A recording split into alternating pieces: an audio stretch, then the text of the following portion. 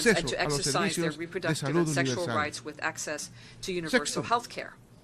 6. Desterrar el sistema internacional Unearthing or stopping the international system of implementing sanctions and unilateral coercive action. We need to uproot this. Brother Vice President, another topic that I could not but mention on this opportunity is that relates to unilateral coercive measures and sanctions that are imposed on brother peoples, undermining their ability to develop the most basic human rights. These measures are a reflection of a dysfunctional system which is far removed from international law and multilateral. It's clear examples of these measures, which is illegal, inhuman, And criminal is the economic and financial embargo imposed by the United States against Cuba. The restrictions imposed make it difficult to have access to food, medicine, and other basic goods, creating human suffering, which impacts their economy and development. We call for the compliance with the many resolutions adopted by this General Assembly and to build a world that's fair and more solidarity, where all countries can prosper without regard to their political differences. We also reject and condemn the inclusion of Cuba as a promoter of terrorism on the unilateral lists of the United States, using this argument to impose greater restrictive measures against the Cuban people. These measures run counter to the United Nations Charter and the mandate of the Security Council, and that is why they are not supported by nor are they valid in light of international law, but still they very much affect the right to development of the Cuban people. Seven, we must stop as soon as possible the trampling of the Palestinian people. With regard to the Israeli occupation of Palestine, we cannot continue allowing the suffering of the Palestinian people. We reiterate our support to world and regional initiatives, international law, and the United Nations resolution that seek to guarantee a solution whereby the Palestinian people can exercise its right to self-determination and build its own state, which is free, independent, and sovereign within the borders, pre-1967 borders, and with East Jerusalem as its capital. Finalmente, hermanas y hermanos, la crisis actual demanda una organización de Naciones Unidas fuerte, consecuente con los principios que la crearon, comprometida con la paz, que mantenga su carácter intergubernamental, pero sin subordinación a ningún poder hegemónico, sea económico, político o militar, porque las soluciones a los múltiples desafíos que enfrenta la humanidad solo serán realidad con el genuino compromiso y la voluntad política de todos los países y de los actores, priorizando el interés común de la humanidad, de los pueblos y de los sectores más vulnerables de la humanidad. Muchas gracias. And sectors of humanity. Thank you. A nombre de la Asamblea, agradezco al presidente constitucional del Estado Plurinacional de Bolivia la declaración que acaba de formular. Pido protocolo que acompañe a su excelencia. I would ask protocol to escort His Excellency. La Asamblea escuchará ahora The Assembly will now listen to a statement by His Excellency Kassym-Jomart Tokayev, President of the Republic of Kazakhstan. I request protocol to escort His Excellency. En nombre de la Asamblea General, on behalf of the General Assembly, I have the honor to welcome His Excellency Kassym-Jomart Tokayev, President of the Republic of Kazakhstan, and I invite him to address this Assembly, the General Assembly. Mr. President, Mr. Secretary General, ladies and gentlemen, today humanity faces enormous shifts unseen in a century and has entered yet another period of geopolitical confrontation. The essence of the threat comes from the simultaneous erosion of fundamental principles of international law embodied in the Charter of the United Nations. The displacement of these pillars puts an increasingly heavy burden on the existing structure of international relations and creates confrontations. The pattern of non-compliance, suspension, and withdrawal from key international legal instruments is extremely concerning, as it could lead to the point of no return. This situation disrupts the trading system, weakens the supply chains that drive economic life, damages food security, and accelerates inflation. Current negative trends further exacerbate human suffering. 108 million people are forcibly displaced, more than 1 billion live in poverty, and 2 billion do not have access to essential medicines. The ultimate result is humanity's loss of confidence in the future stable development of the world. The younger generations no longer believe that the world they inherit will be a better one. Therefore, Kazakhstan finds it necessary to restate its unwavering commitment to the principles of the United Nations Charter. The leaders gathered here are responsible for the fate and future of humankind. Yet, as we approach the United Nations 80th anniversary, we have come almost full cycle to the organization's point of departure. The resolution of political issues by force, in fact, results only in deadlock. Dialogue is the only way to create a conducive environment that enables agreement on new principles and norms. Despite best efforts, conflicts persist in many regions of the world. We urge all parties to seek diplomatic solutions to the conflicts based on the UN Charter and universally recognized international law. In this regard, Kazakhstan commends all efforts and plans proposed by different states and groups of countries in support of a political settlement of the Ukrainian crisis. Diplomacy and dialogue should always prevail in seeking the resolution of international disputes. We must therefore together exert the greatest efforts to stabilize the only system of global institutions we have. We will not succeed in tackling these challenges without a comprehensive reform of the Security Council. It's an urgent need of our time that meets the interests of the vast majority of humanity.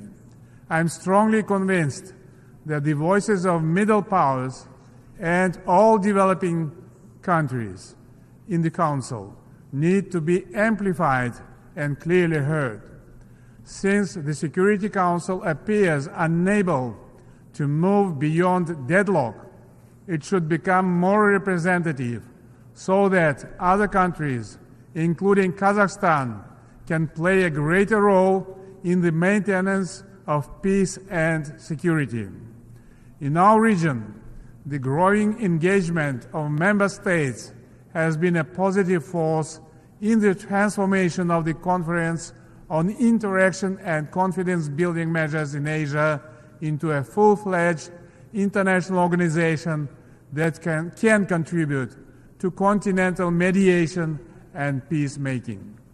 Similarly, as the current chair of the Shanghai Cooperation Organization, Kazakhstan put forward the initiative of world unity for a just peace and harmony. This initiative, which we invite you to join, comprises a new security paradigm, a fair economic environment, and a clean planet. Open dialogue between the Global South and the Global North is its central pillar. Of all the challenges we face, perhaps the most destructive is the threat of use of nuclear weapons. 30 years ago, Kazakhstan voluntarily renounced the fourth largest inherited nuclear arsenal.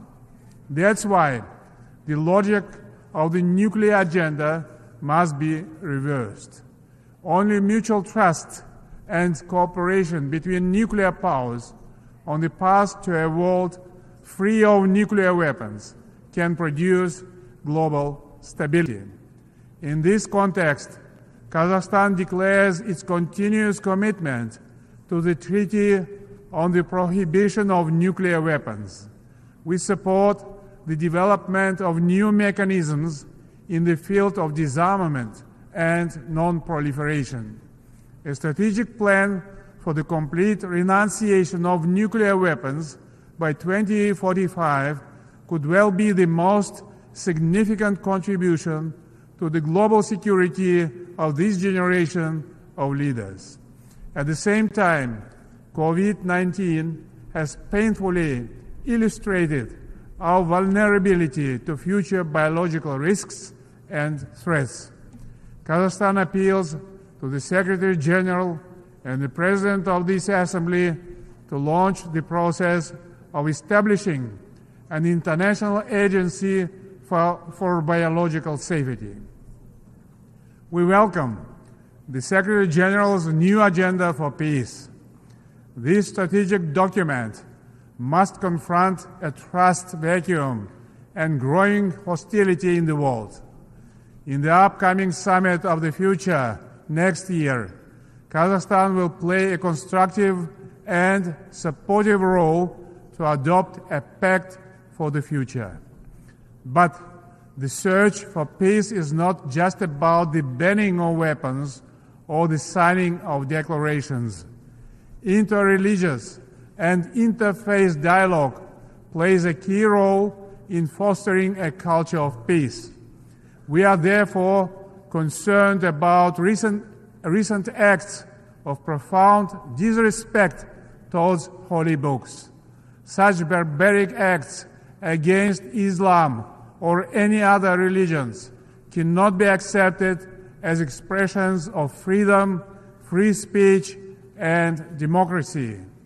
All holy books, including Quran, deserve legal protection against vandalism. Finally, a culture of peace can only be based on the principles of unity in diversity and mutual respect. I am proud, therefore, of the outstanding role of the Astana-based Congress of the leaders of world religions. In brief, Kazakhstan is a peace-loving nation that pursues its own national interest while continuously searching for peaceful solutions of pending international issues. Independence, territorial integrity, and sovereignty are core principles that will guide my people now and in the future. We will continue cooperation with our major allies on all strategic issues. Ladies and gentlemen, we need new assessments that will enable us to tackle pressing global economic problems while ensuring the right to development. To do this, we require an open, transparent, and inclusive multilateral trading system based on WTO principles and rules. We also need to think about a better global food security system. Nearly 10% of the world's population faced hunger last year. We must boost voluntary information exchange on food security, including volumes of production, and the export on import of food products. In concert, we must enable the transparent tracking of funding from the international community in response to food crisis. Kazakhstan is ready to act as a regional food supply hub. We have all the required resources, infrastructure, and logistics in place for these purposes. Kazakhstan is already a reliable link for nearly 80% of overland transit traffic between Asia and Europe. The Trans-Caspian International Transport Route, the so-called Middle Corridor, can significantly strengthen East-West engagement. This route could increase the pace of trade between critical markets, cutting by almost half the amount of time required to transport goods via the maritime route. Dear friends, the urgency of climate action risks to become a cliché. But it is a dangerous cliché because immediate, effective, and transformational steps are urgently required to prioritize environmental protection. Central Asia is one of its front lines. Even if we successfully limit global temperature rise to 1.5 degrees by 2030, which looks increasingly unlikely, we will experience between 2 and 2.5 degrees of temperature rise in Central Asia. Despite the long road of the Paris Climate Agreement, we must all remain committed to a carbon-free future. The climate agenda should not be used to introduce measures restricting trade and investment cooperation. Instead, we must focus on positive change, such as climate-positive actions identified by the United Nations, including investing in green jobs, ending fossil fuel subsidies, and ensuring that all climate actions are fair, inclusive, and involve women at all levels. Yet, without proper funding, ambitious plans to combat climate change will remain unmet. In this regard, we propose to launch Just Energy Transition Partnership in Kazakhstan, a gradual, sustainable, and socially responsible transition away from coal would be a big bonus for global climate change goals. Kazakhstan's initiative to open the project office for Central Asia on climate change and green energy in Almaty can lead on these issues.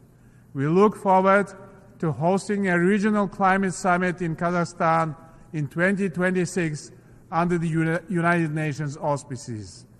In our region, we have seen that water scarcity has created serious economic and other challenges in transboundary river basins. This will be replaced across the world. By 2040, global demand for water may outstrip supply by as much as 40%. We must therefore combine political will and economic resources to address this critical global issue simultaneous with climate action. Next year, we will assume chairmanship of the International Fund for Saving the RLC. We will continue efforts to prevent further degradation of the environment and its impact on livelihoods around what was once the fourth largest lake on the planet. Today, it is the world's largest lake, the Caspian Sea, that also faces ecological challenges, including shallowing, water diversion, and the pollution of flora and fauna. Saving the Caspian Sea must be a matter of common priority that requires long-term international cooperation. Ladies and gentlemen, Kazakhstan is committed to further enhancing multifaceted cooperation with the countries of Central Asia. Our region can play a more active role as a cohesive and independent part of the international community while contributing to global development processes. Fortunately, economic activity is growing. Over the last 5 years, intra-regional trade doubled to $10 billion. Our regional agenda includes Afghanistan, which must become a stable, prosperous state and a reliable trade partner. In this context, it's timely to establish a UN regional center for SDGs for Central Asia and Afghanistan in Almaty. I call on all member states to support our initiative. Excellencies, let me also present a brief update on our domestic reform efforts. Despite global, regional, and geopolitical challenges, our society and government are building a just and fair Kazakhstan. In a very short period of time, we have reformed our institutions, amended our constitution, curtailed the powers of the presidency, reset political and economic systems, and battled corruption. Much was done in only 2 years. The mindset of our people, particularly of the younger generation, has already changed substantially in that time. The presidential mandate has been limited to 1 7-year term. This proposal was supported by the people of Kazakhstan in the public referendum and will remain unchanged in the future. We will firmly adhere to the formula of a strong president, an influential parliament, and an accountable government. These reforms are based on the principles of justice, equality, fairness, and freedom. It is my personal credo that the rule of law must prevail in all circumstances. We understand that only political reform and investments in human capital can make our economy more resilient and robust. Kazakhstan has made significant progress in achieving gender equality and empowering women and girls. We introduced a 30% quota for women, youth, and persons with disabilities in the electoral party lists. It will allow them to participate more actively and equally in the political life of the country. In my recent State of the Nation address, I have presented a new economic policy that is designed, first of all, to provide all citizens the necessary opportunities for decent life.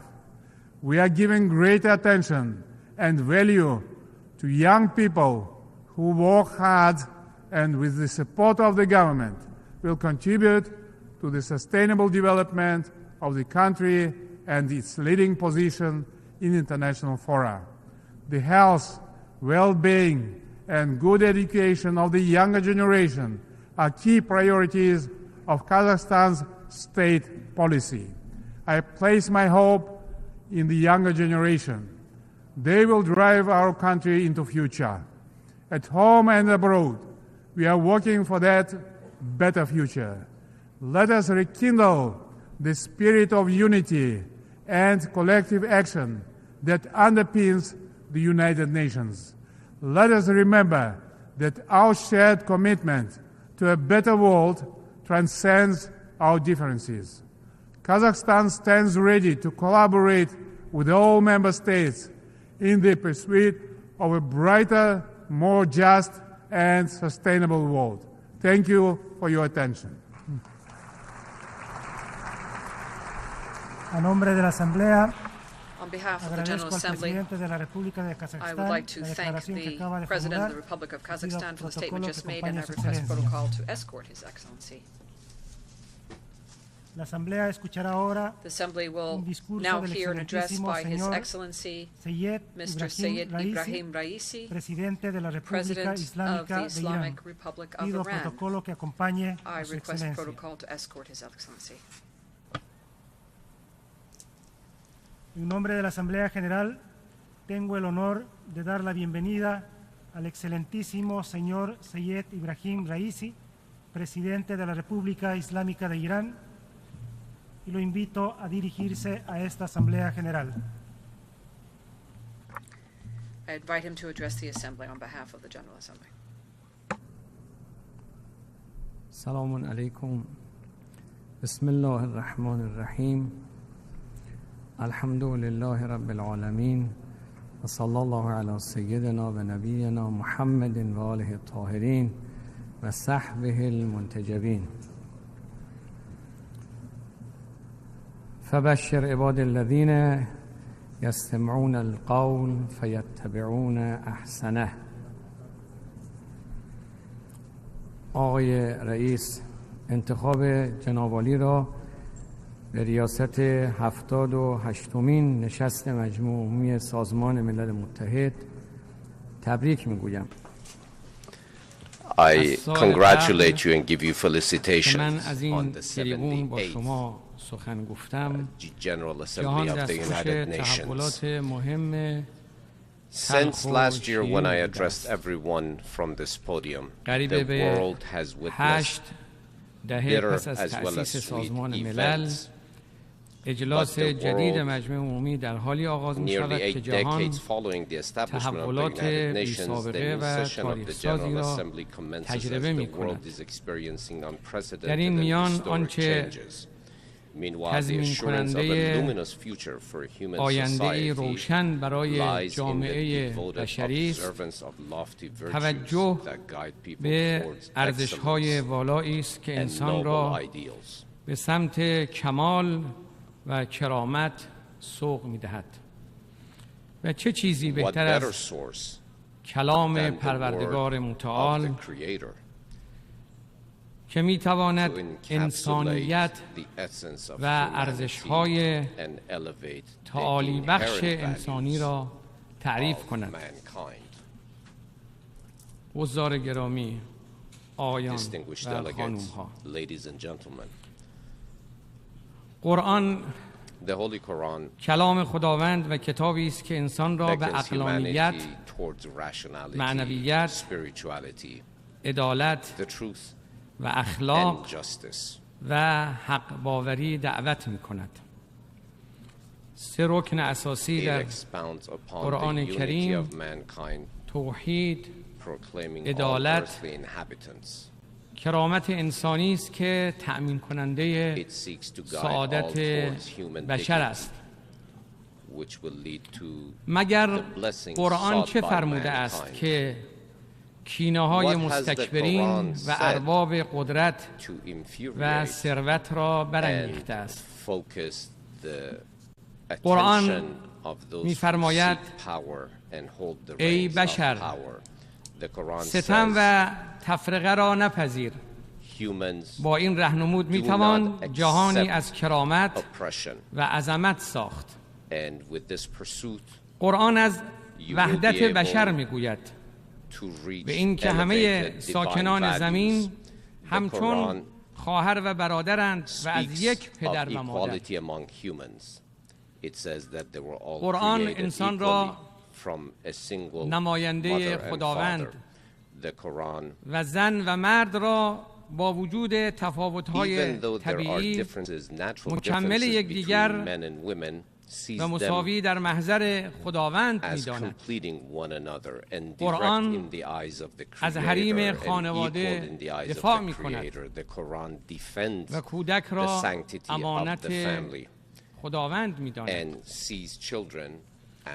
وفای به عهد و پیمان، راستگویی و امانتداری، صداقت در مراودات و معاملات، خدمت به محرومان و مبارزه با فقر و فحشا و بی‌عدالتی و تبعیض.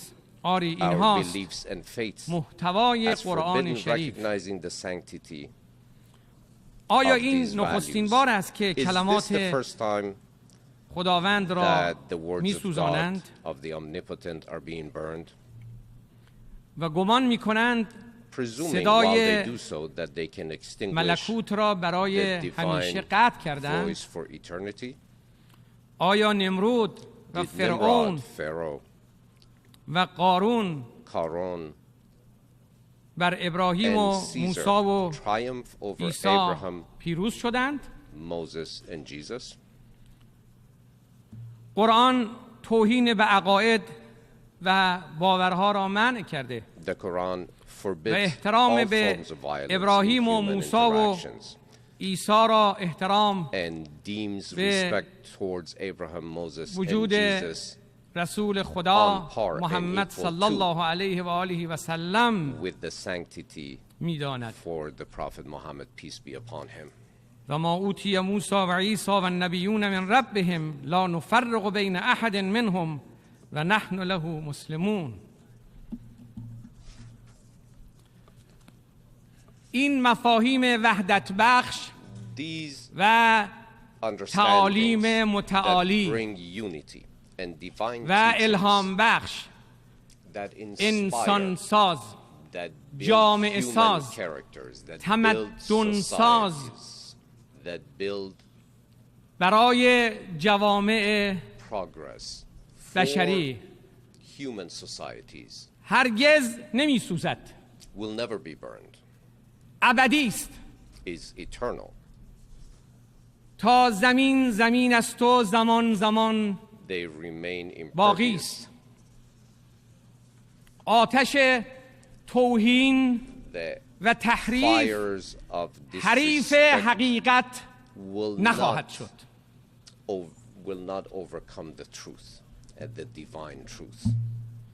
آقای رئیس، اسلام ستیزی و آپارتاید فرهنگی در صورتهای مختلف خود از جمله سوزاندن کتاب مقدس قرآن تا منع حجاب در مدارس و دهها تبعیض شرم‌آور دیگر شایسته پیشرفت‌های انسان معاصر نیست.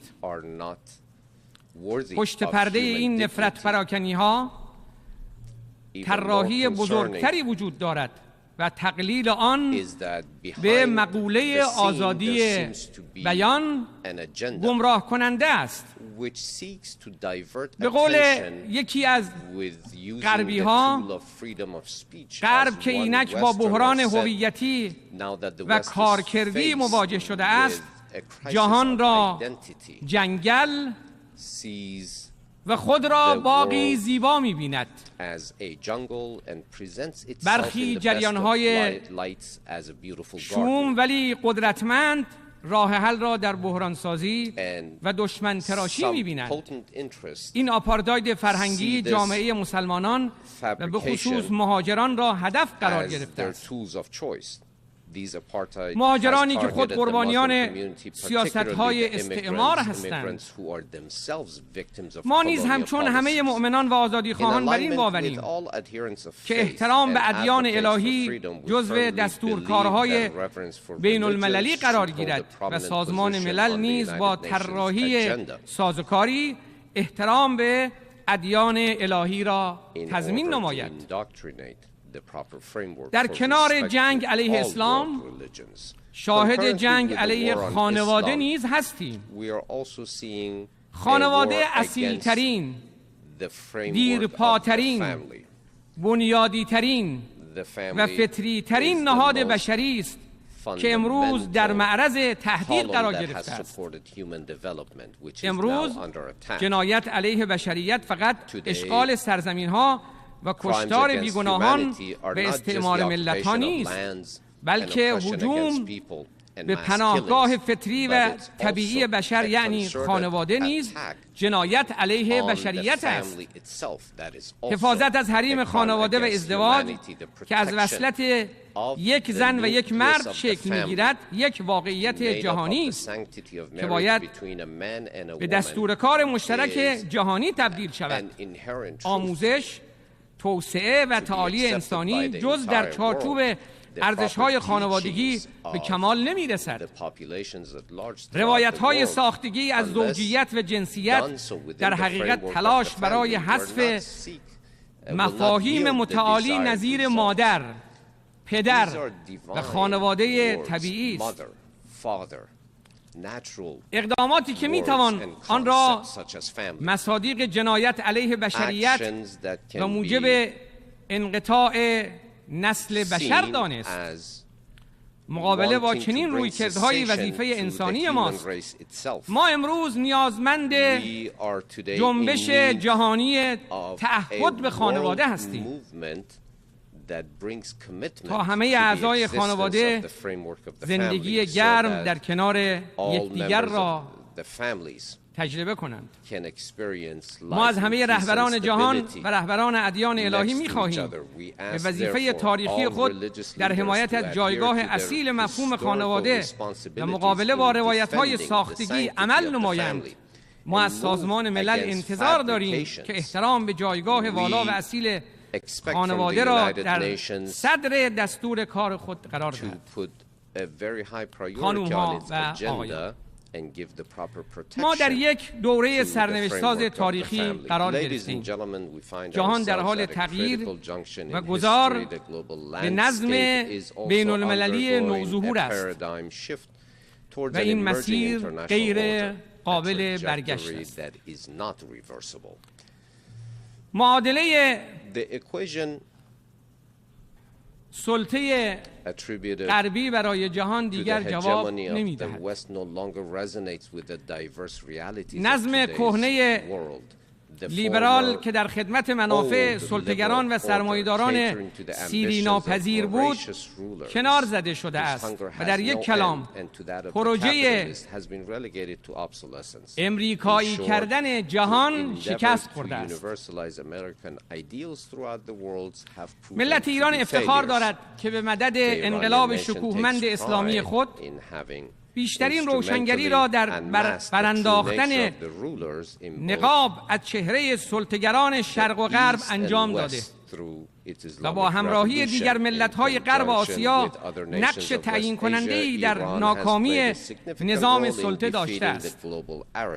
اینک که مقاومت و بیداری ملت‌های جهان از همیشه بیشتر شده و قدرت‌های نوظهور سر برآورده‌اند، امید است که نظمی جدید و عادلانه بر جهان حاکم گردد. آنچه برای نظم بین‌المللی جدید کلیدی است، کنار گذاشتن سلطه جهانی و جایگزینی آن با نظم‌ها و همکاری‌های منطقه‌ای است.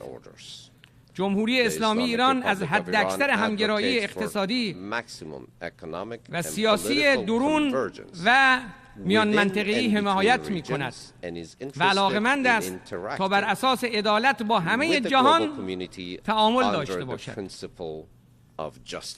با این حال اینک که کشورهای مستقل جهان در مسیر همکاری و همگرایی بیشتر قدم برمی‌دارند، شاهد تلاش برخی قدرت‌ها برای شعله‌ور کردن آتش درگیری در مناطق مختلف جهان هستیم. آنها با داشتن ذهنیت جنگ سرد به دنبال بلوک‌بندی مجدد جهان هستند. این حرکت ارتجاعی و به ضرر امنیت و رفاه ملت هاست. جمهوری اسلامی ایران قاطعانه بر این باور است که نباید اجازه داد شرق و غرب جدیدی شکل بگیرد. ناامن کردن کریدورهای تجاری، تنزل درجه کشورها از متحد به وابسته، ممانعت از رشد اقتصادی کشورهای مستقل و ایجاد جنگ‌های نیابتی در آسیا و اروپا بخشی از همین زنجیره شوم است. طنز ماجرا آن است که این اقدامات را به اسم دفاع از دموکراسی مطرح می‌کنند. اما همه جهان از جمله ملت‌های ما در غرب آسیا معنای واقعی دموکراسی غربی را لمس کردند و می‌دانند که صرفاً اسم رمزی است برای کودتا، اشغالگری، جنگ. تکلیف دنیا با پروژه و مکتب لیبرال دموکراسی مشخص است، چرا که می‌دانند چیزی نیست جز یک دستکش مخملی که زیر آن دستی چدنی قرار دارد. اینک مکتبی که می‌خواست الگوی جهان باشد به درس عبرت تبدیل شده و به پایان راه خود نزدیک شده است. خانم‌ها و آقایان، درست در زمانی که برخی قدرت‌ها جهان را به سوی جنگ‌های بیشتر پیش می‌برند، جمهوری اسلامی ایران سیاست همسایگی و همگرایی را مطرح کرده است. سیاست همسایگی سیاستی خیرخواهانه برای منطقه است و بر این اساس همکاری‌های گسترده اقتصادی و تقویت پیوندهای زیرساختی در صدر دستور کار منطقه‌ای قرار می‌گیرد. جمهوری اسلامی هر دستی را که برای دوستی دراز شود به گرمی می‌فشارد. همسایه مستقل و قدرتمند برای منطقه یک فرصت است. اینک که منطقه ما از 2 دهه تنش و بحران تحمیلی عبور کرده و مقاومت ملت‌های آزاده در ایران و عراق، یمن، لبنان، سوریه، فلسطین، افغانستان به ثمر نشسته است، چشمانداز فراروی منطقه را صرفاً میتوان با تعمیق اعتماد سیاسی متقابل، همکاری‌های اقتصادی گسترده و امنیت درونزا تضمین کرد. بر این اساس ایران فصل نوینی از روابط سودمند با کشورهای همسایه، همسو و هماندیش را رقم زده است. با عضویت در سازوکارهای منطقه‌ای و بین‌المللی ظرفیت‌های خود را برای شکل‌دهی به نظمی عادلانه به اشتراک گذاشته است و با اولویت دادن به تکمیل راهگذرهای تجاری از جمله راهگذر شمال جنوب که پیوند دهنده جهان شمال با جهان جنوب است، منافع پایدار اقتصادی را برای همه ملت‌های منطقه تضمین می‌کند. همچنین جمهوری اسلامی ایران آمادگی دارد به منظور کاهش و مدیریت آثار مخرب تغییر اقلیم ظرفیت‌های بی‌نظیر طبیعی و فنی خود را در حوزه تولید و انتقال انرژی‌های پاک با دیگر کشورها به اشتراک بگذارد. در سطح امنیتی، سیاست همسایگی به دنبال تضمین امنیت پایدار از طریق همکاری‌های درون منطقه‌ای و ممانعت از مداخله خارجی از قفقاز تا خلیج فارس. هر گونه حضور بیگانه نه تنها بخشی از راه حل نیست، بلکه خود مشکل است. از قفقاز تا خلیج فارس هر گونه حضور بیگانه نه تنها بخشی از راه حل نیست، بلکه خود مشکل است. ما امنیت همسایگان را امنیت خود و هر گونه ناامنی برای آنها را ناامنی برای خود می‌دانیم. ما با جدیت و حسن نیت ابتکاراتی را در منطقه رقم زدیم. با این حال پیوند سیاست و امنیت نیازمند تحکیم است و تنها زمانی پایدار می شود که با همکاری‌های اقتصادی معنادار ترکیب شود. منطقه غرب آسیا به خاطر تجربه طولانی استعمار و تجاوزات نظامی مکرر فرصت‌های زیادی را برای توسعه و پیشرفت از دست داده است. اینک که با هدایت رهبری انقلاب اسلامی امام خامنه‌ای دکترین مقاومت امواج اشغالگری و تروریسم را با موفقیت به عقب رانده، فرصت و عصر جدیدی برای منطقه رقم خورده است. قدرت جمهوری اسلامی قدرتی امنیت ساز است و با حذف گزینه‌های جنگ، اشغالگری و تجزیه کشورها از روی میز قدرت‌های سلطه‌گر افق‌های جدیدی را برای منطقه گشوده است. جمهوری اسلامی ایران بر این باور است که اولویت منطقه وحدت اسلامی و توسعه جمعی است. بدون تردید پایدارسازی امنیت منوط به توسعه جمعی است و این تنها راه سعادت در غرب آسیا است. سرزمین ایران فرصت‌های بی‌نظیری برای سرمایه‌گذاری دارد و اولویت دادن جمهوری اسلامی به همکاری‌های اقتصادی فرصتی برای کشورهای منطقه و جهان محسوب می‌گردد. جناب آقای رئیس و حضار گرامی، سال گذشته سال پیروزی ملت ایران بود. برخی از کشورهای غربی و سرویس‌های اطلاعاتی آنها در سال گذشته دچار اشتباه محاسباتی شدند و برای یک بار دیگر قدرت ملت ایران را دست کم گرفتند. از زمان پیروزی انقلاب اسلامی به رهبری امام خمینی، دشمنان ملت ایران با بحران‌سازی‌های پیاپی انواع جنگ و تحریم و فشار حداکثری را بر مردم ما تحمیل کردند. 45 سال است که این سیاست‌ها شکست خورده و ملت ایران به پیروزی‌های پیاپی دست یافته است. اکنون آنها با جمهوری اسلامی مواجهند که به پشتوانه پیوند عمیق با ملت خود هم مقاومت کرده است و هم پیشرفت. در سال گذشته نیز ملت ایران آماج بزرگترین حمله رسانه‌ای و جنگ روانی تاریخ قرار گرفت.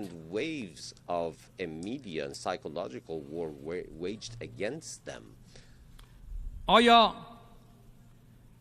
آمریکا که خود بزرگترین زندان مادران در جهان را دارد میتواند صادقانه نگران حقوق زنان باشد؟ در این مدت تصویری که از ایران به جهان مخابره شد محصول سرکوب اطلاعات معتبر و اشاعه اطلاعات نامعتبر بود. با وجود تولید و انتشار ده‌ها هزار خبر و گزارش دروغ درباره ایران، واقعیت‌های مهمی از ایران در سراسر جهان سانسور شد. آیا شما تاکنون چیزی درباره بمباران شیمیایی مردم ایران شنیده اید؟ آن سلاح‌های شیمیایی را برخی از اروپایی‌ها به صدام داده بودند. آیا تصویر مصدومان شیمیایی را که هنوز زنده‌اند ولی حدود 35 سال است که در بیمارستان بستری هستند و درد می‌کشند دیده اید؟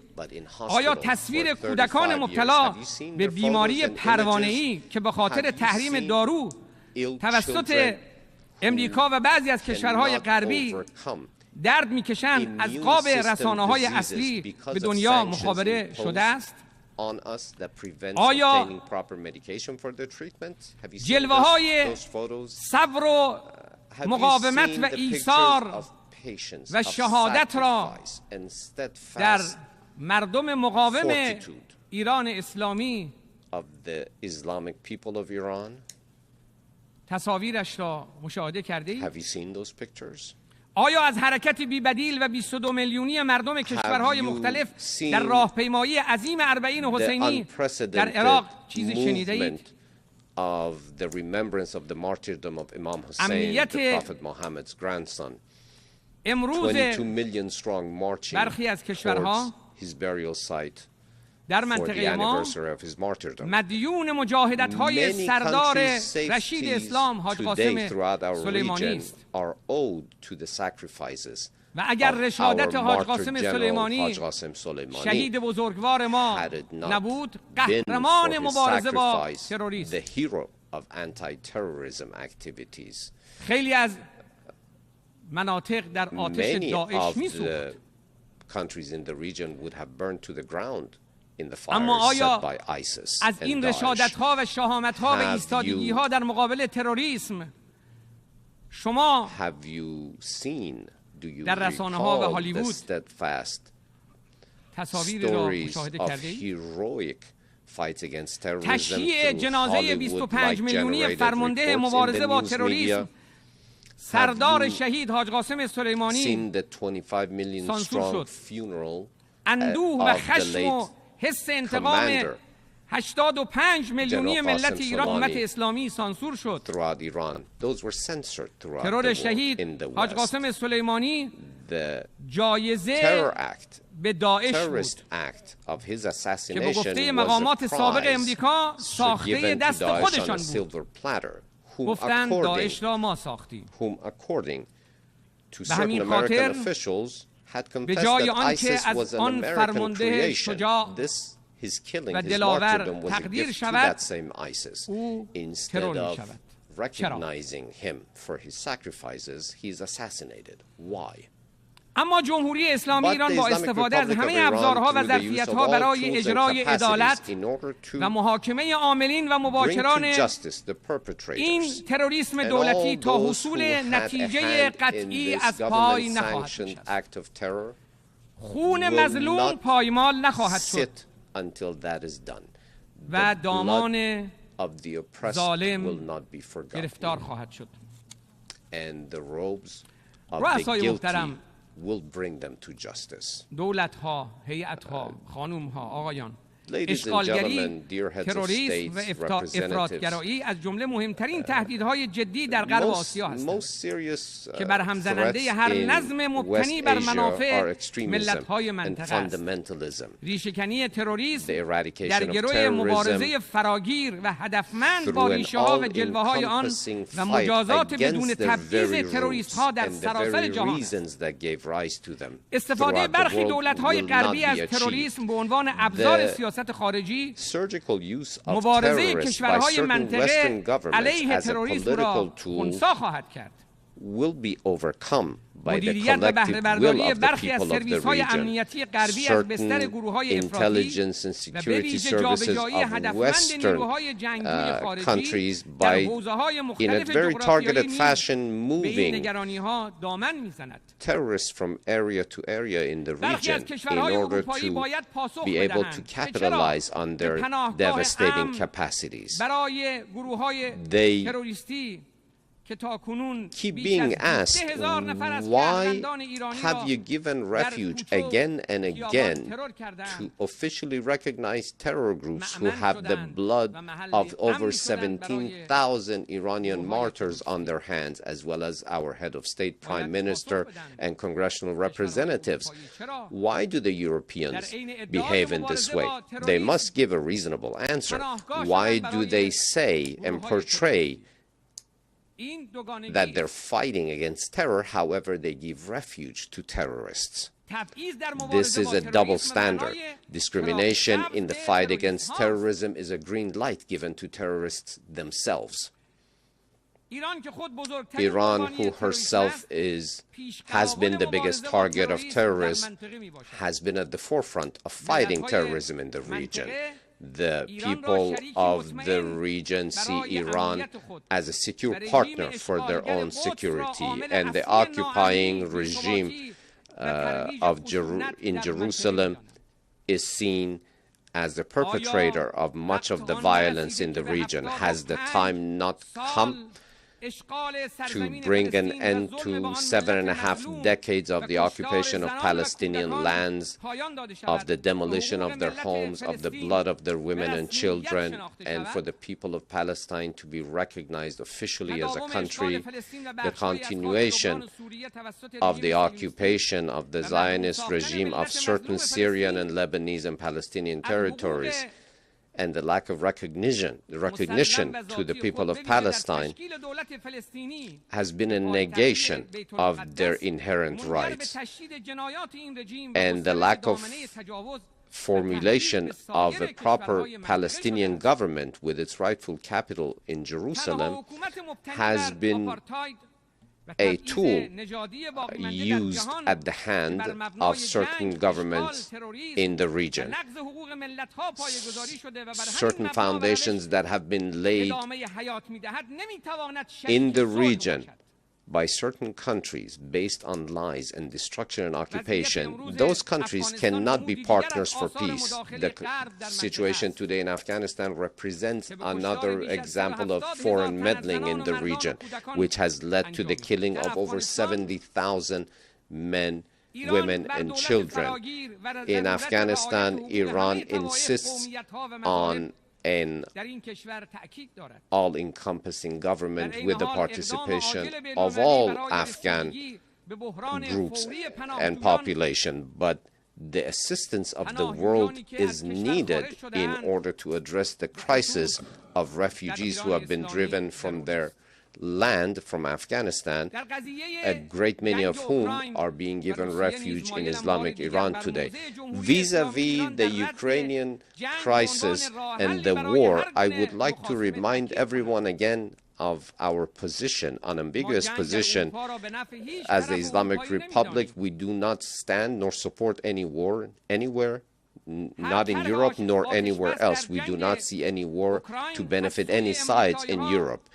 Any type of tension and fanning the flames of violence in Ukraine has been done by the United States of America in order to weaken the European countries, and this is a long-term plan, unfortunately. We support any initiative for a cessation of hostilities and the war, and support any political measure. We fully announce our support for such initiative. Mr. President, ladies and gentlemen, the Americans leaving the JCPOA showed an official trampling upon their commitments by that government. It was an inappropriate response to our fulfillment of commitments within that framework by having broken the agreement within the framework of Resolution 2231 passed by the UN Security Council. It has committed egregious and unilateral crime in the international arena. The United States of America must explain transparently and demonstrate in a verifiable fashion that it does wish to reach a proper conclusion and show her commitment and choose a way, choose a path, either JCPOA or not, and whether the European countries, by the same token, who ignore UN Security Council Resolution 2231 and their commitments within the framework of the JCPOA, they will ultimately lose on this path. Rest assured that nuclear weapons have no place in the defensive doctrine and the military doctrine of the Islamic Republic of Iran. The international organizations, multiple official reports have stated as much. The Islamic Republic of Iran, as 2 decades ago, will never fall short of obtaining the inherent right of the Iranian nation to have peaceful nuclear energy. Not only we have lived up to our commitments, but unfortunately the United States not only doesn't adhere to her commitments within any framework of international treaties such as the NPT, but it does impose sanctions with that excuse as a political tool on people such as the people of Iran. But I am saying today that these sanctions have not yielded the desired results. It is time now for the United States to bring a cessation to her traveling on the wrong path and choose the right side. Ladies and gentlemen, humanity is entering a new framework. Old powers will keep their current downward trajectory. They are the past and we are the future. I repeat once again, they represent the past and we represent the future. We are the future. Our viewpoint towards the future is one of hope. The world awaits the day that has been promised by all faiths throughout the world, by all Abrahamic faiths, that ultimate seeker of justice does exist.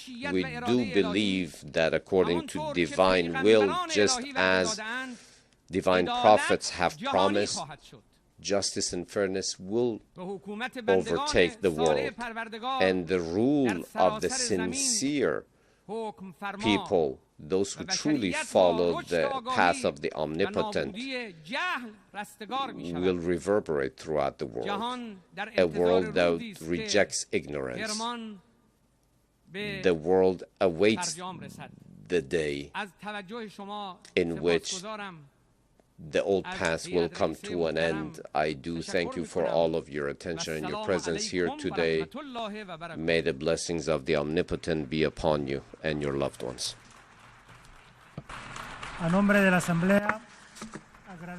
The Assembly would like to thank the President of the Islamic Republic of Iran for the statement just made, and I request protocol to escort His Excellency. The Assembly will now hear an address by His Excellency Abdullah Tebboune, President of the People's Democratic Republic of Algeria. I request protocol to escort His Excellency.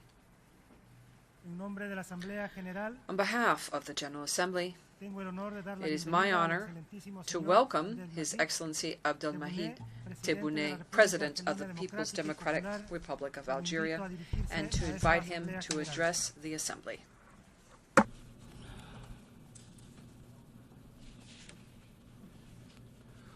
In the name of God, the compassionate, may peace be with the messengers. Your Excellency, President of the General Assembly, Excellency, Secretary General of the United Nations, Your Highnesses, Your Excellencies, ladies and gentlemen, allow me on this occasion to greet all the heads of state and delegations that are participating in the 78th session of the General Assembly of the United Nations.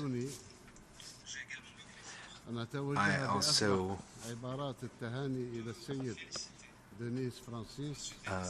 would like to congratulate Mr. Denis Francis for his election to be the president of the session, and I wish him every success in this noble task. I also want to thank Mr. Chaba Koroshi, president of the previous session, for his outstanding work. I would sincerely thank the Secretary General of the United Nations, Mr. Antonio Guterres, and I would like to express my wholehearted support for the efforts that he has undertaken to strengthen the role of our organization and to promote it in order to respond to the aspirations of our peoples. Mr. President, we are here in this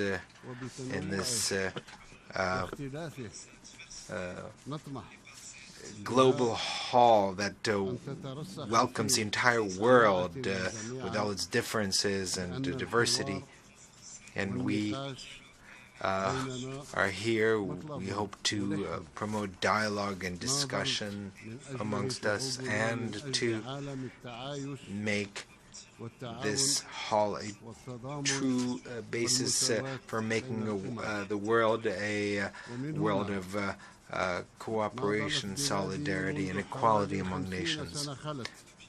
My country, and this is the case for over 50 years from this noble tribune, has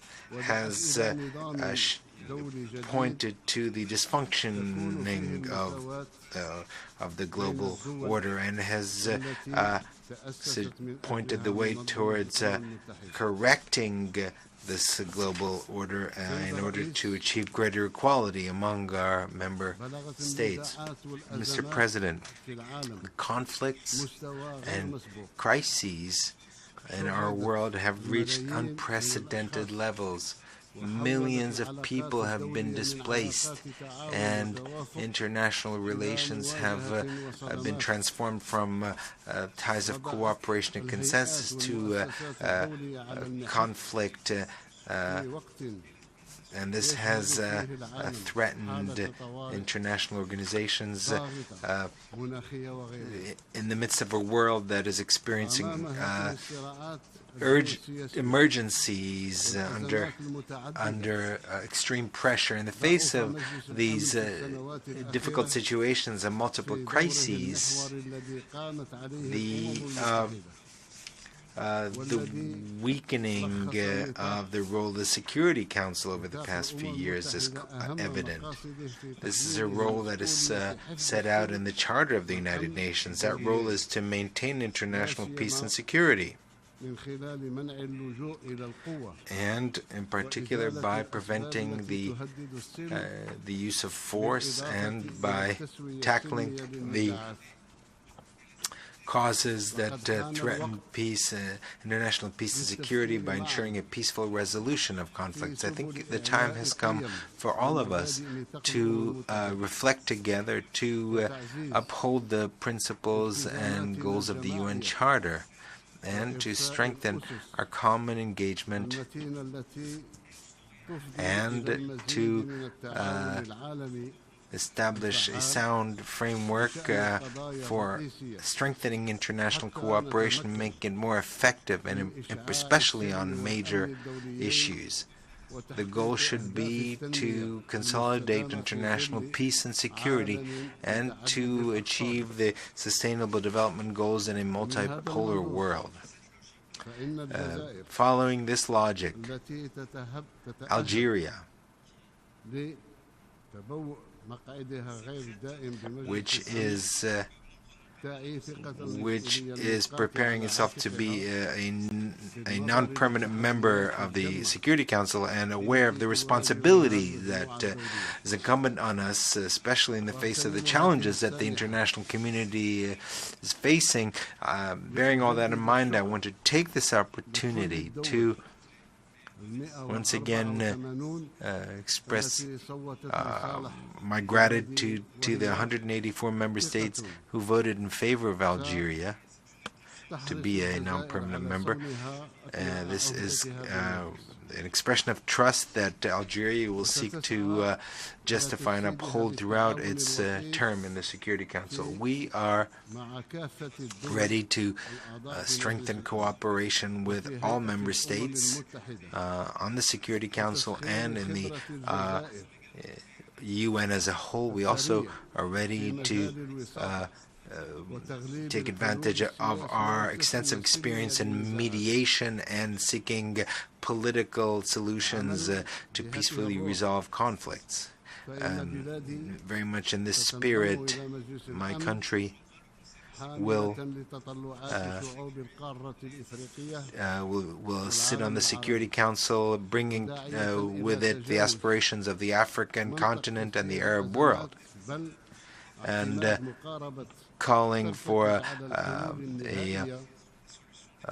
overcoming conflicts and focusing on lasting solutions to conflicts by dealing with the root causes of these conflicts. Mr. President, any effort to strengthen joint international action forces us to respond to the constant appeals to strengthen the multilateral system by reforming the main organs of our organization in order to make them more transparent and ensure the necessary balance among the main organs and ensure equitable geographical distribution, and thus revitalize the central role of the General Assembly as the only organ which truly reflects the diversity of our international community. This is a key element in strengthening equality among states and strengthening the pillar of a true democracy. Also, to make progress on intergovernmental negotiations on reforming the Security Council is essential, based on an inclusive and comprehensive approach. This should be an absolute priority for the international community in order to find a consensus and to implement a true reform that ensures greater representation and transparency. And here I reiterate the commitment of Algeria with regard to the common African position and the need to put an end to the historic injustice against the African continent. Mr. President, Algeria is aware of the price of freedom. We will never abandon just causes, and we will always support oppressed peoples who are fighting for their freedom. This is why we have always supported the Palestinian cause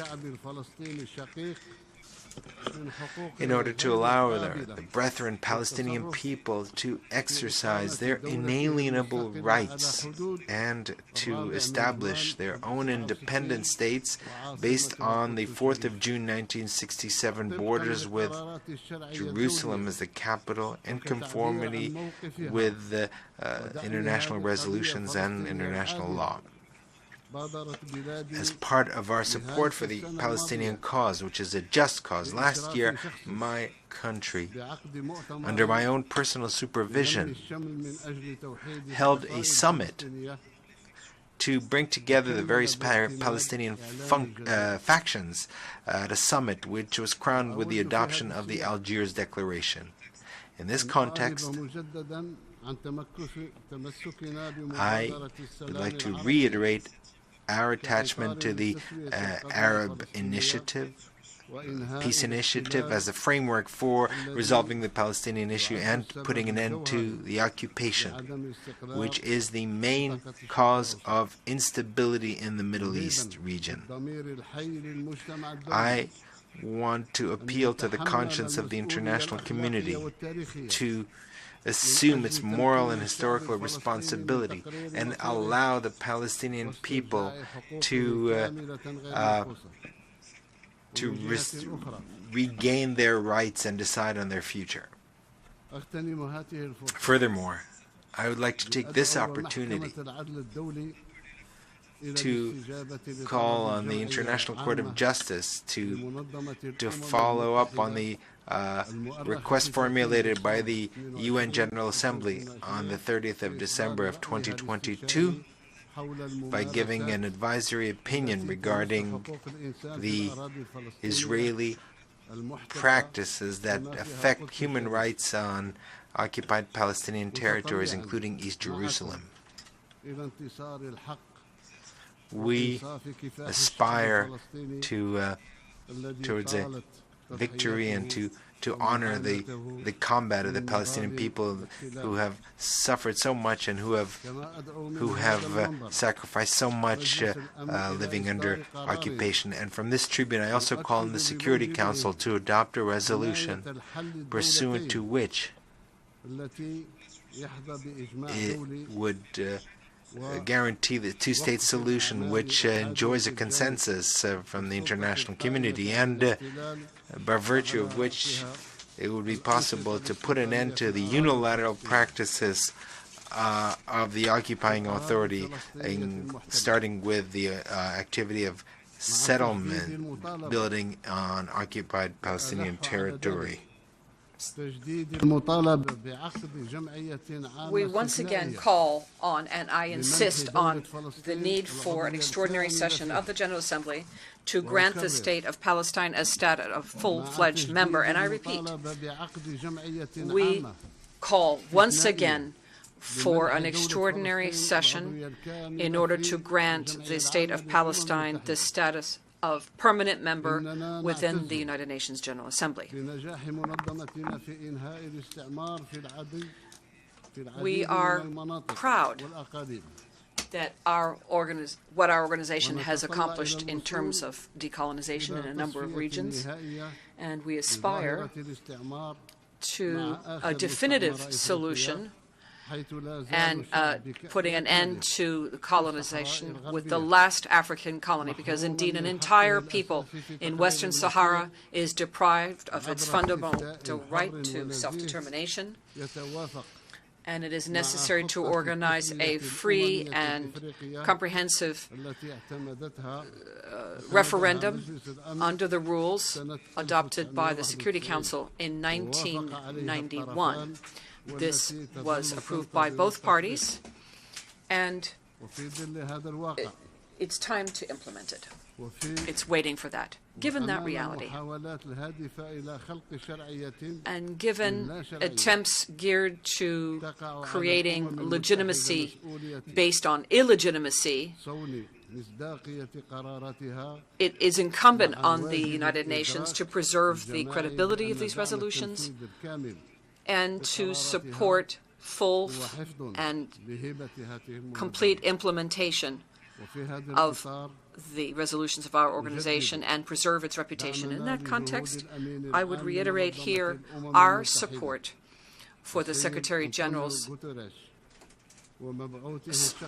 efforts, those of the Secretary General of the United Nations and his staff, efforts undertaken to relaunch the negotiating process, direct negotiations, and to organize a referendum to allow the Sahrawi people to self-determination according to the Security Council resolutions. Mr. President,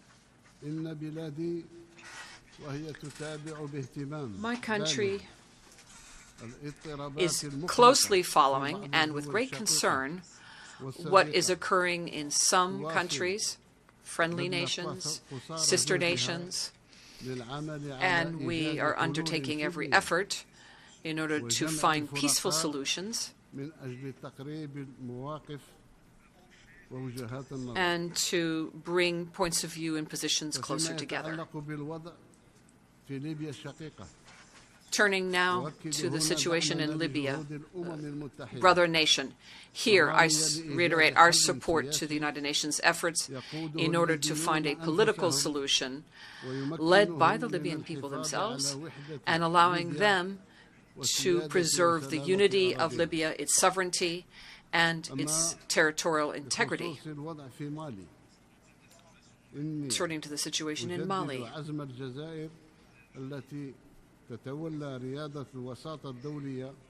Algeria plays a lead role in the area of international mediation and presides the follow-up committee for implementation of the peace agreement and peace and reconciliation agreement in the Algiers process, is resolute in its efforts to overcome the obstacles in that sister nation. And here we reiterate our position, which is refusing resorting to force in order to settle conflicts. With regard to developments in Niger, a neighboring country, Algeria reiterates its attachment to the return to a constitutional order through peaceful means and to make sure that diplomatic and political solutions prevail while respecting the rule of law. We call for vigilance given the intentions of foreign intervention, military intervention, because this could have dangerous repercussions on peace and stability in Niger and in the region as a whole. At the same time, the very concerning situation in Sudan calls upon us to call on all parties to the conflict to put an end to it and to pursue dialogue, put an end to the fighting. This situation has very serious repercussions on the humanitarian situation in that country. This vulnerable and unstable situation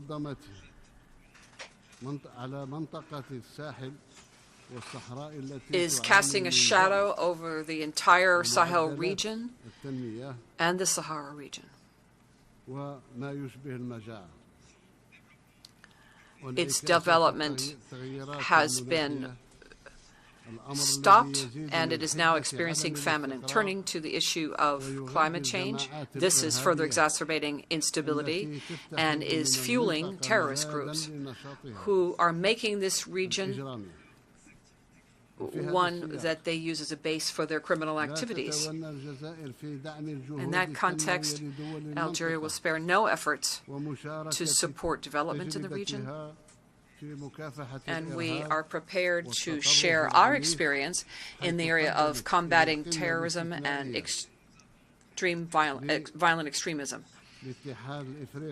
We would like to participate in an extraordinary session, and the 16th extraordinary session of the African Union in Malibu in 2022 in that regard.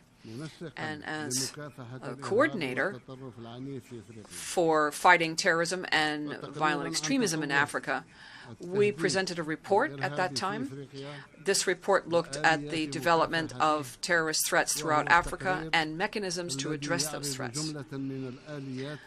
This is a report that is being looked at a number of different practical mechanisms to strengthen the fight against terrorism in Africa. It also underscores the importance of putting the fight against terrorism as a priority, and one that requires common African action. Moreover, I'd like to look at Algeria's contribution as an international mediator is not confined just to the African continent and our region. We also participate in the Arab Contact Group's efforts geared to relaunching the negotiations between Russia and Ukraine. Mr. President, 8 years after the adoption of the 2030 Sustainable Development Agenda and the Addis Ababa Plan of Action, a number of states that are currently developing face challenges, and this means they need more solidarity from the international community in order to achieve a better world and to have a more equitable and effective economic model which would make it possible to achieve the Sustainable Development Goals. Algeria adopted the Sustainable Development Program and has made it a national priority and has integrated into all the plans, strategies, and programs that were launched by the government. This, in turn, made it possible for us to achieve considerable results in the area of sustainable development, especially with regard to education, healthcare, electricity, and water. Speaking of water, my country launched a desalination of ocean waters program to be completed by the end of 2024, and we will be at the end of next year able to produce over 1 billion metric tons of water on an annual basis through desalination. Mr. President, my country has always enjoyed the support of and confidence of the Human Rights Council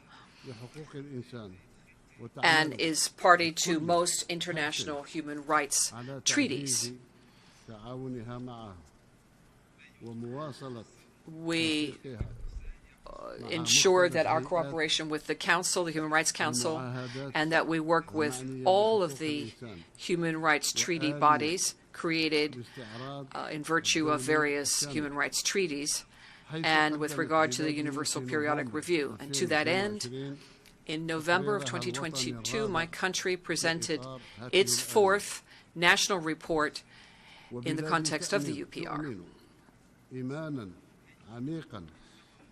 My country is firmly convinced that respecting human rights and promoting human rights is the very cornerstone of any political system which is credible. And that's why we work to strengthen human rights by all means available to us. And this conviction is due to the Algerian people's attachment to human rights. And my country's constitution was amended in 2020 based on our convictions and the belief in the importance of strengthening fundamental freedoms and human rights. The amendments bans any explicit undermining of these freedoms and liberties.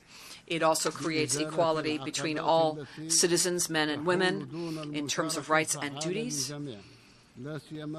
and strengthens the effective participation of all, especially in the area of promoting women's rights and the empowerment of women economically and politically, and women's participation in positions of responsibility. We are also seeking to guarantee a principle of equality in the labor market and to strengthen the role played by women in the area of peace and security, and strengthening the status of women in all areas of life, be it at the national, continental, or international levels. A practical national plan in the context of implementing Resolution 1325 of the Security Council has been implemented. It was adopted in October 2000, and a plan was adopted in order to strengthen the role of women in prevention of and resolution of conflicts, in keeping with the principles of our foreign policy. Algeria has many young people and a great deal of capacity. Young people account for 70% of our national population. Algeria, therefore, adopted measures in order to provide institutional management level with the means necessary to build capacity for young people and to integrate young people as a driving force of the process of sustainable development and a driving force behind the economic, political, and cultural arenas. By way of conclusion, we aspire to a world where peace and prosperity would reign, peace and prosperity for all human beings, under the aegis of the United Nations. We must show sincere determination and strong commitment in order to meet the legitimate needs of our people, so that our people can enjoy this peace and prosperity. May the blessings be upon you. On behalf of the Assembly, I wish to thank the President of the People's Democratic Republic of Algeria for the statement just made, and I request protocol to escort His Excellency.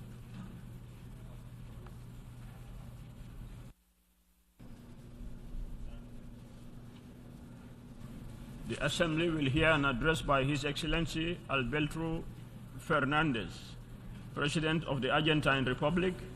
I request protocol to escort His Excellency. On behalf of the General Assembly, I have the honor to welcome His Excellency Alberto Fernandez, President of the Argentine Republic, and to invite him to address the Assembly.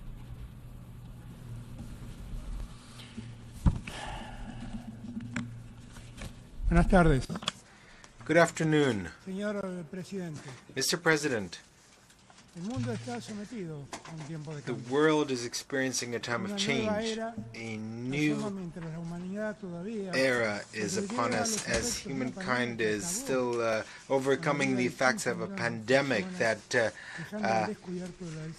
led to the loss of lives of 15 million people, leaving us exposed to the inequality that we're confronted. In the meantime, the climate crisis has subjected our planet to all kinds of extreme events. Cyclones, tornadoes, unexpected flooding, or extensive droughts have affected millions of human beings in every corner of the globe. All this is taking place while a war is continuing, carrying away human lives and unleashing an energy and food crisis of unheard of proportions. As all these calamities are occurring, we are witnessing an astounding technological revolution. The robotization and the acceleration of the process of incorporating artificial intelligence forces us to rethink our education, processes of production, and the preservation of work. How we will be capable of confronting these changes and harmonizing interests in this new landscape in which we have found ourselves, that is the true challenge that we are confronting today. As I speak before this Assembly, confess that I feel duty-bound to be absolutely frank with you. The problems of the world demand solutions. We have spent too much time diagnosing problems. We cannot continue speaking of these while we're teetering on a ledge. The risks of perpetuating this current situation are very high. We have covered half the path towards the implementation of the 2030 agenda.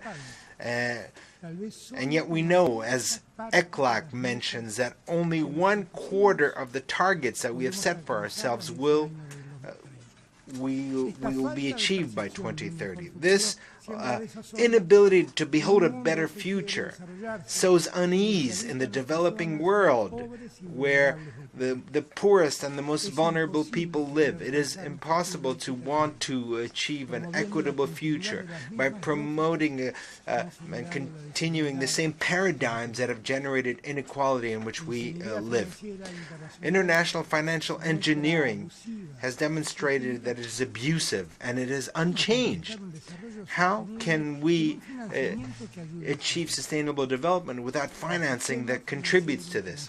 The international financial system has not demonstrated a determination to adapt itself to a world that wants to restore a lost equality. Quite to the contrary, it only seeks to impose the same orthodox policies that have deepened inequality and misery around the world.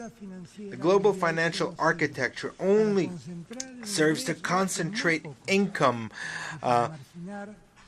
in the hands of the few and to marginalize vast regions of the world. It embraces speculative activity rather than development. It promotes cheap labor rather than dignifying labor. The time for words is over. The time has come to promote social justice in the world. The International Monetary Fund cannot continue increasing its interest rates each time that the U.S. Federal Reserve increases its rates to contain national inflation. It cannot continue to do this, and yet it does so.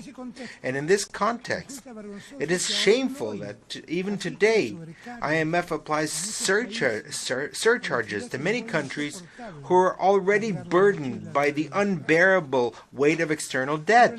Ironically, the IMF finances Ukraine in the midst of its war, and in the midst of this war, it applies surcharges on interest that Ukraine is charged.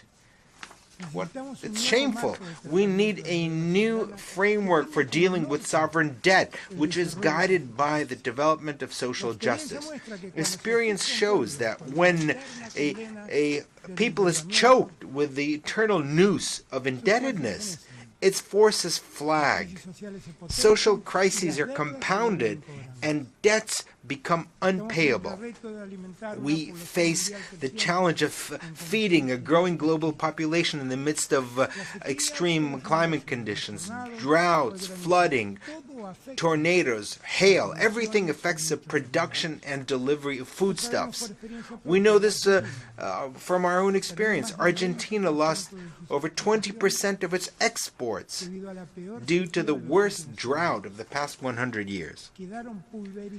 No less than 3%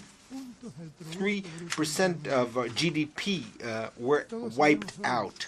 We all know today that the global market of foodstuffs has been poisoned by financial speculation, and it only leads to greater income for the few and instability and misery for millions of human beings.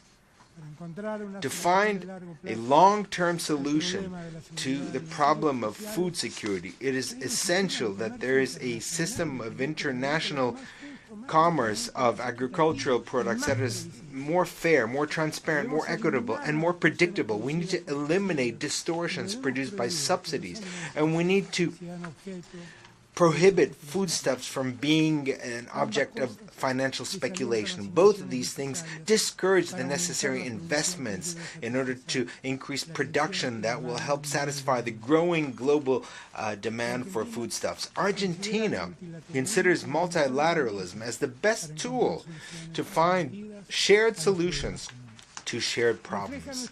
It reflects our mission to be guided by solidarity and to cooperate in the striving for collective well-being. Hegemonic agendas have only served to promote distrust, encourage arms races, and limit the possibilities for economic and scientific technological cooperation. In the current context, as we know, there is a confluence that has been provoked by over a decade of accumulated crises, starting from the effects of the financial collapse of 2008 up to the war unleashed by Russia in occupying Ukrainian territory. The effects of this war are there in plain sight. In addition to the terrible humanitarian consequences, the military conflict is generating historic levels of inflation around the world, but with particular impact on the prices of foodstuffs and energy. This situation has also given rise to other tensions less noticed by public opinion, but that also profoundly affect international peace. Just as an example, I'd like to highlight the blockades by Azerbaijan in the Lachin corridor, which have provoked a humanitarian crisis which once again is punishing the Armenian people. Just today, while this assembly is being held, in the news we read that Azerbaijan has started military operations with the goal of taking control of Nagorno-Karabakh. The international community cannot remain indifferent to this reality. It must act preventively to avoid new ethnic, racial, religious, or political persecution. As we've always done, we will continue demanding of the parties to conflicts that they show wisdom and convene peace negotiations and demand multilateral organizations to regain the strength that they seem to have lost, the strength to uphold international rules. The countries of the global south, we have historically shared our visions about the international system and on the responsibility incumbent on multilateral organizations in the area of development, peace, global security, cooperation, and decolonization. I represent a country that this year will celebrate our 40th anniversary of restoration of democracy, a country that learned from its historic past that it will never again accept violations of human rights, and a country that has promoted as a policy of state the right to memory, to truth, and to justice. We are proud of these 4 decades of uninterrupted democracy, during which the promotion and protection of human rights have been a fundamental path of the road that we have traveled. Today, UNESCO declared a World Heritage Site, the Museum of Remembrance, ESMA, which was a clandestine center of detention, torture, and extermination, in which the dictatorship perpetrated its worst atrocities. By actively preserving memory that the deniers want to conceal, we will make sure that this pain will never again be repeated. In the face of these crimes against humanity, our solution is not revenge but justice. And precisely because we know the horror represented by the disappearance of 30,000 human beings, we have taken this opportunity to reiterate our appeal to adhere to the International Convention for the Protection of Persons Against Forced Disappearance. We need more states to be committed to this so that this crime is completely eradicated. The challenge that we have before us is to consolidate and move forward our efforts on the rights agenda, which means achieving democracies with greater equality among them and equality among its citizens. Human rights admit no kind of regression. If there's regression, those who gain are the advocates of authoritarianism and those who promote a hate discourse. Democracies lose legitimacy, and the crisis of representation that is generated winds up undermining the institutions of the rule of law, Preserving the rule of law is a shared conviction on our continent. This is why we're particularly concerned about what is taking place in Guatemala. The international community must activate the relevant mechanisms that ensure respect for the popular verdict. The climate crisis is a reality that has modified temperatures and atmospheric phenomena around the world, imposing restrictions and obstacles to development. It is therefore essential to resolve problems without delay by implementing an architecture of environmental financing, multilateral one that is just, transparent, equitable, and based on the principle of shared but differentiated responsibilities. Argentina reaffirms its commitment to gender equality and diversity as an essential condition for growth and sustainable development at the national and international level with a human rights approach. We have developed normative frameworks and public policies to promote the equality for all women and to promote diversity. Currently, our country is implementing a national plan of equality within diversity. As part of this integrationist mission embodied in Mercosur and UNASUR, in these 4 years, we have sought to return to the path of integration with Latin America and the Caribbean and strengthen our dialogue with our partners through political coordination based on solidarity and cooperation. As once was the case with the construction of the European Union, the various institutions of integration in Latin America and Caribbean represent a heritage that the region has shared with the humankind in search of peace, cooperation, and justice. Our region currently faces a historical opportunity. We have the energy resources and food resources that the world demands. Our development depends on having the capability of taking advantage of these resources. It's important for us to work together in order to carry out infrastructure projects that allow our region's industry to compete. Argentina, Mr. President, condemns terrorism in all its forms and manifestations. These actions constitute a threat to peace and international security and to human dignity. Terrorism must be combated in the framework of the rule of law and within the full respect of international law. Argentina has ratified this commitment with the Inter-American Convention Against Terrorism and has ratified most of the international instruments in the area of terrorism, seeking to implement all the measures contained there as the most effective way to put an end to this threat. For our part, we will continue combating impunity, investigating attacks committed against us, as in 1992, against the Israeli embassy in Buenos Aires, and in 1994, the seat of Amia, Jewish Cultural Center, which took the lives of 107 persons and left hundreds wounded. We want the perpetrators of these horrific attacks to be identified, judged, and convicted. Once again, we urge the Islamic Republic of Iran to cooperate with the Argentinian judicial authorities to make progress in the investigation of the attack against Amia. We also urge the international community, all of it, to support us in our fight by not welcoming or protecting any of those involved, even when they enjoy diplomatic immunity. We must remind everyone that these individuals are subject to international arrest warrants and Interpol red notices. Argentina is firmly opposed, Mr. President, to the use of unilateral coercive measures and the adoption of discriminatory commercial practices. The continuation of the blockade against Cuba is unacceptable. Year after year, this General Assembly has demanded by an overwhelming majority the need to put an end to this blockade.